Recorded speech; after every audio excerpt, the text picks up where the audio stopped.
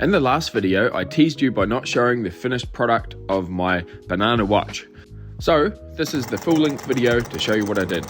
I bought a blank dial from AliExpress. I used a 100-watt fiber laser to laser engrave my own design onto this. This is what a blank dial looks like.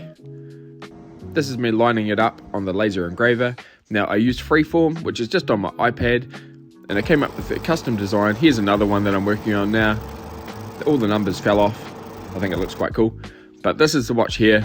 This is what I teased on the last video. Stopped it here. So now that I've got the watch face ready, I've got to put my movement on and get the hands in place. Should I use this watch? Nah. Should I do this watch? Nah. Let's work on the original banana watch.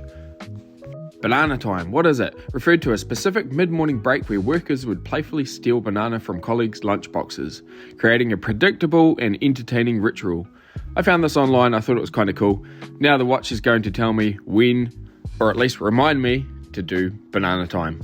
After deciding what hands to put on the unit, I got my movement and I put the new dial onto the movement. Check that it's sitting nice and flush and ready to go. Then put it in my movement holder so I can work on it and get those hands positioned onto the watch. You want to line up the watch with midnight when you're putting the hands on. So if you put your stem and crown in there, you pull it out and adjust the time like you would normally, but there's no hands. When the date clicks over, you know that's the right position to start putting the hands on in the midnight position, starting with the hour hand, then the minute hand, and then finally the seconds hand. Now you're going to need some patience for this. I've got other videos on this if you want to watch that.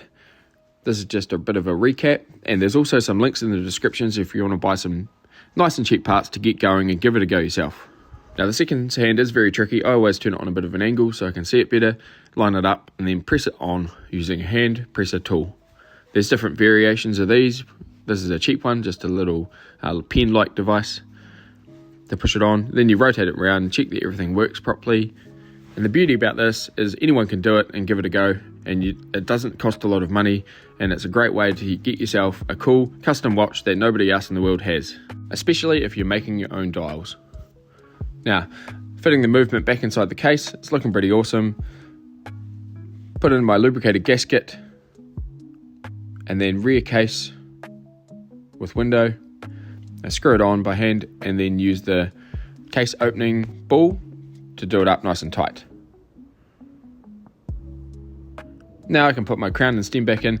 I've already cut this one down because I've used this watch before. I like swapping the bits and pieces out of it. In my other videos I talk about that a bit more. It can be tricky. I always buy extra stems, extra hands when I'm doing these sort of things, so that if I mess one up, then I've got a spare to carry on. What do you think of this watch, guys? I think it looks pretty cool. And now it's ready for banana time. Again, nobody else has a banana time watch. Not like this, not that I know of. So if you enjoy this video, please like, and I'd love it if you subscribed, and check out some of my other videos, or check out the links, get your own.